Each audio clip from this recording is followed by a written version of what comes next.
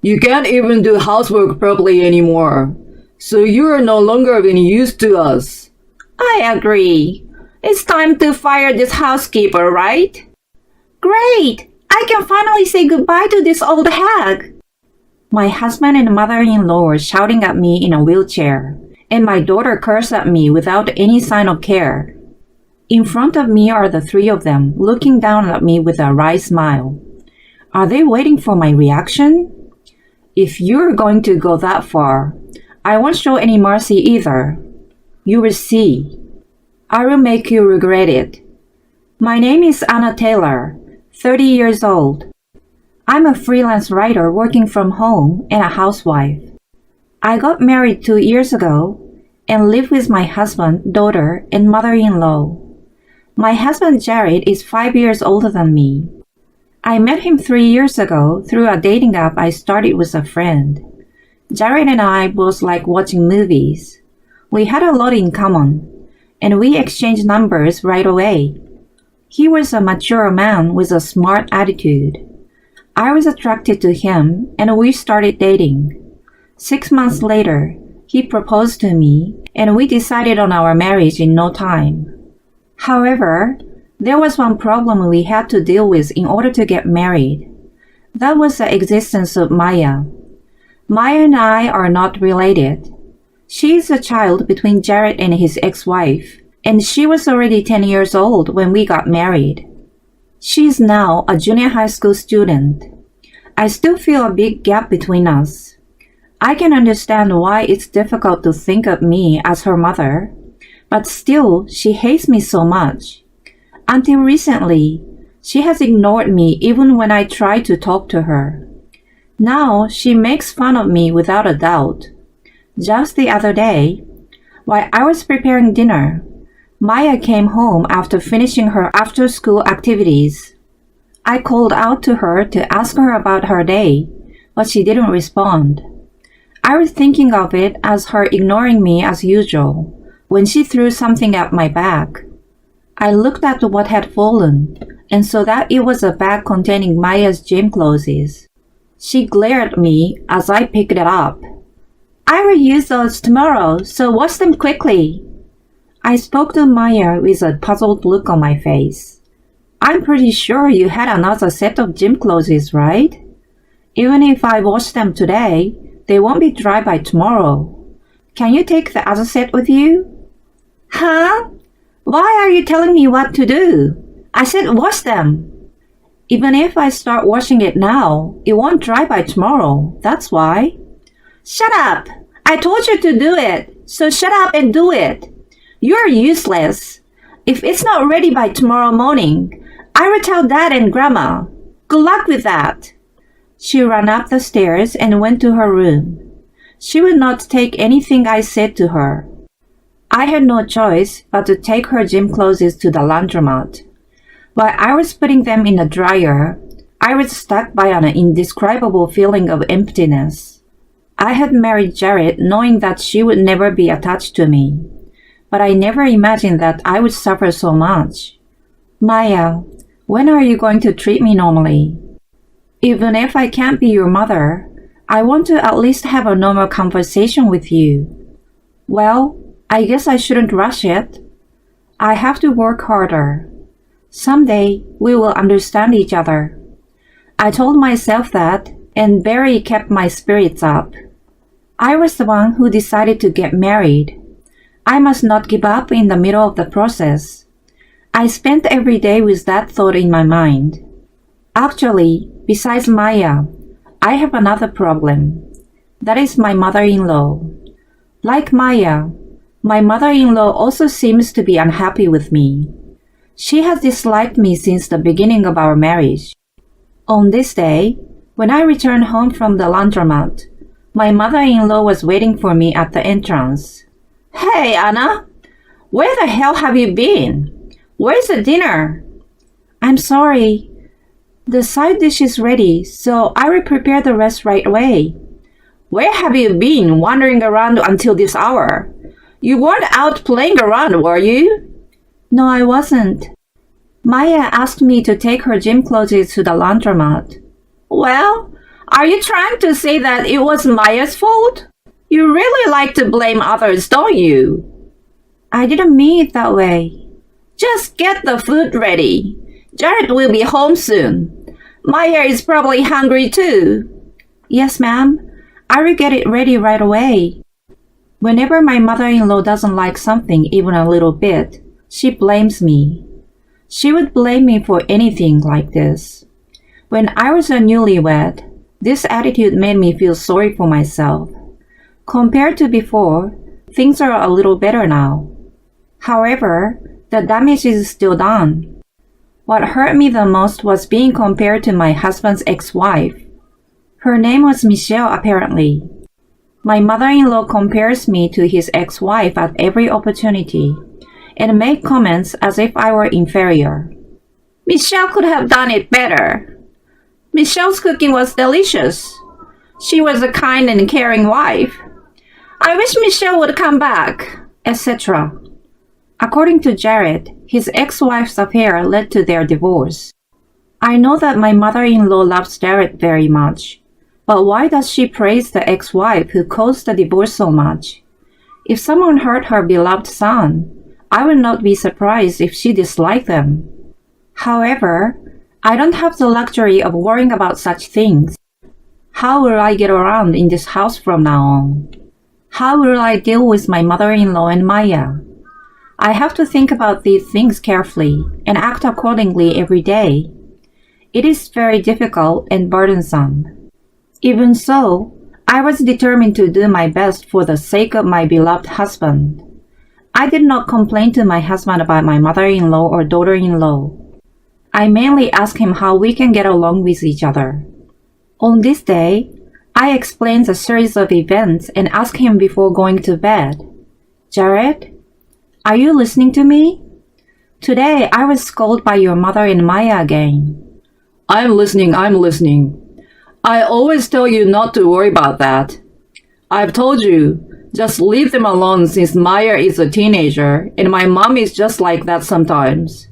That's not going to happen. We are going to live together from now on. How can we live together and get along? Jared, you should think about that a little too. Without taking his eyes off the phone, he replied in an uninterested tone, so I questioned him firmly. Please, I'm serious here. Asking for advice. I can understand they don't like me, but your mother compares me to Michelle, you know. What? Michelle? She says that Michelle was a better wife than me. She's always telling me that. You should put yourself in my shoes a little bit. I really want to have a good relationship with my mother-in-law. Well, even if you say so, I'm sure it will turn out the way it's supposed to. Time will tell. That's just nonsense. Nonsense? I'm very serious. All you have to do is make an effort to be liked by my mother and Maya. Think about it and just do your best. My husband patted me on the shoulder, said good night, and pulled the covers over him. I wondered if he was really asleep or if he was just pretending. No matter how much I called out to him, he never responded. The next day, while I was preparing breakfast, Maya came down from her room. I hand her the gym clothes neatly folded and bagged as she prepares for school. Here you go, Maya. This is the gym clothes you asked me for yesterday. Maya, are you listening to me? These are from yesterday. Shut up! I can hear you. I'm ignoring you on purpose. Don't you understand? Ignore me? You could at least talk to me a little bit. What? You want me to say thank you or something? Huh? Maya sighed heavily and took the gym clothes from my hands.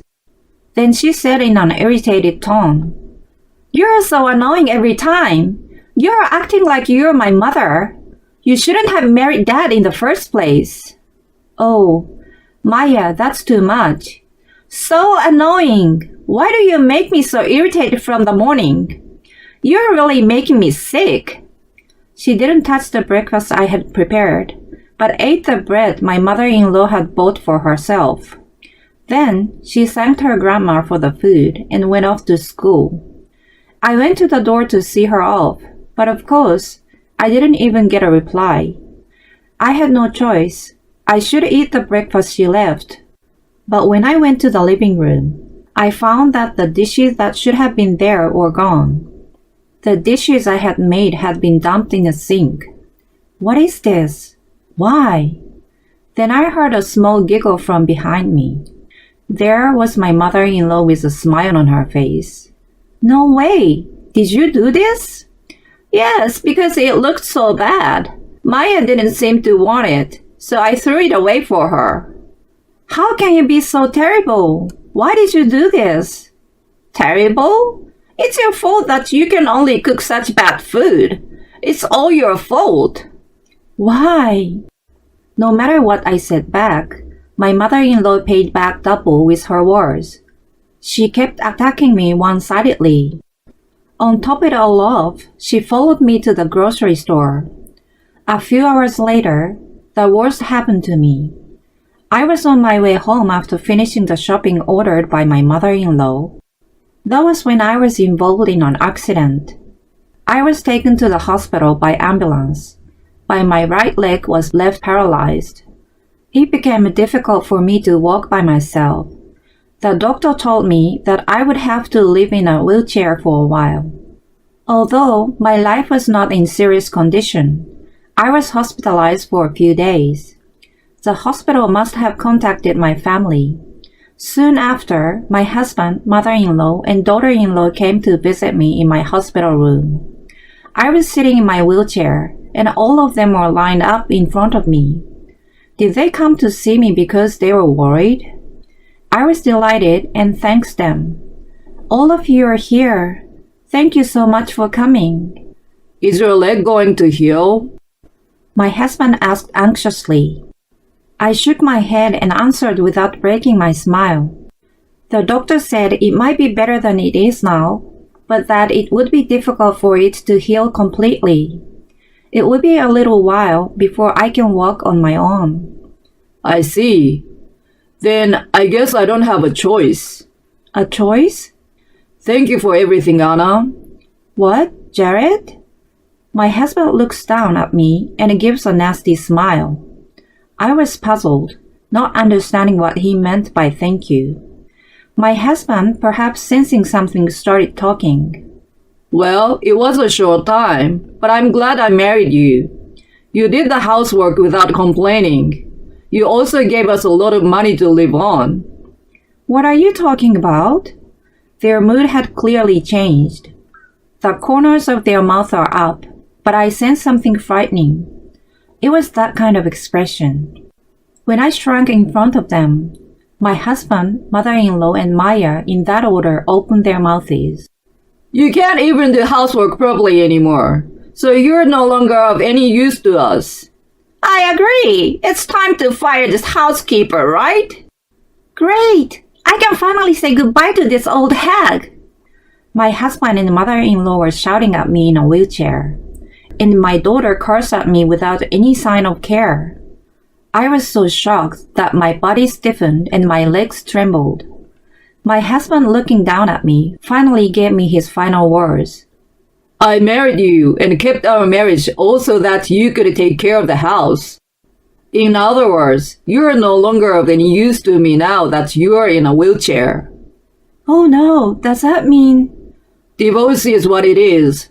Thank you for being my housekeeper all this time. As soon as you get out of the hospital, take your stuff and get out of our house. My husband took the divorce papers out of his bag and slammed them down in front of me. His part already filled in. Without waiting for my reply, they left the hospital room. The door to the room closed, and the sound of their footsteps and laughter faded away. At that moment, my heart was already filled with anger toward them. He never liked me from the beginning. He married me and used me to take care of his daughter.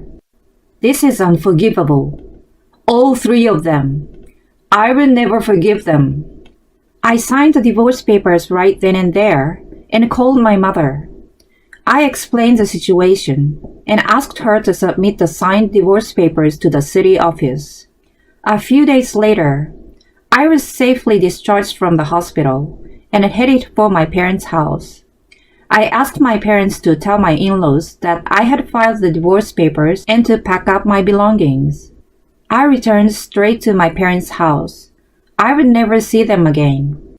I felt somewhat relieved and decided to start a new life. 5 years later, a familiar name Jared appeared on my phone. I had forgotten to block his number. I did not answer the call and deleted his information from my phone. The next day, my former family showed up at my parents' house. When they saw me, they knelt down on the ground. I was puzzled and wondered what was going on when Jared suddenly looked up and started, Help us! What? What do you mean so out of the blue? Please, Anna, you're the only one I can rely on. What is this about? I need you to lend us some money. Otherwise, we can't make a living. If I sum up his words, this is what it was.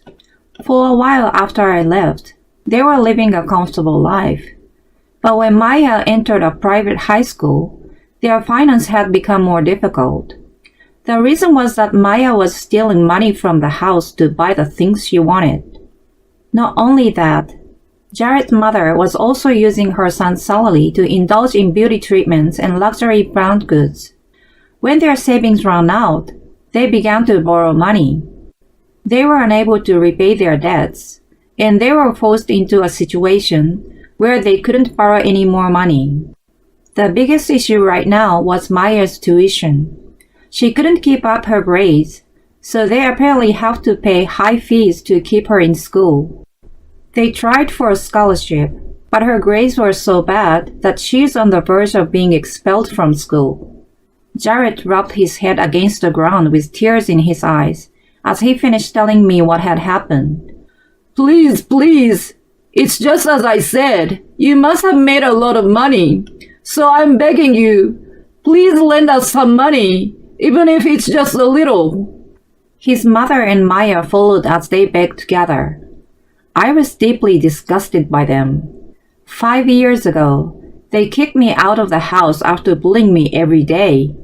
Then they come back like nothing had happened when they're in need of money. I knew that I was still being used for their convenience.